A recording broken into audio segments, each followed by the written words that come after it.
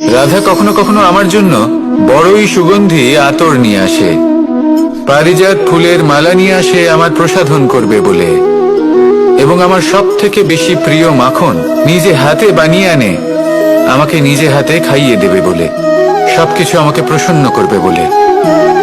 কিন্তু আপনি কখনো ভেবেছেন যে এই আতর কিভাবে বানানো হয়? সহস্র ফুলের পাপড়ি একসাথে পিষে নিতে হয়, তারপরে তার থেকে যে রস নিঃসৃত হয় সেই রস দ্বারাই আতর তৈরি হয়।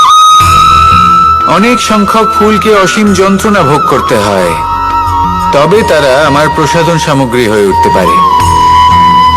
দুধ থেকে মাখন তৈরি করার জন্য কতটা পরিমাণ মন্থন সহ্য করতে হয় সেটা আপনি জানেন। ঠিক সেই রকমই হলো আমাদের জীবনও। বিপদও আসে, কঠিন পরিস্থিতিও আসে, এর সম্মুখীন হতে শিখুন। মনে রাখবেন, আপনি হলেন সেই দুধ যাকে মন্থন সহ্য করতে হবে মাখন হয়ে ওঠার জন্য। মনে রাখবেন, আপনি হলেন সেই ফুলের মতন যাদের পিষ্ট হতে হবে সুগন্ধি আতর হয়ে ওঠার জন্য, যাকে এই সংসার পছন্দ করে। কখনো কখনো জীবনে আপনার সাথে খারাপ শুধুমাত্র এই কারণে ঘটে যাতে আপনার শ্রেষ্ঠ রূপ এই সংসারের সামনে আসতে পারে। শুধুমাত্র কঠিন পরিস্থিতি এবং বিপদকে একটা সুযোগ হিসেবে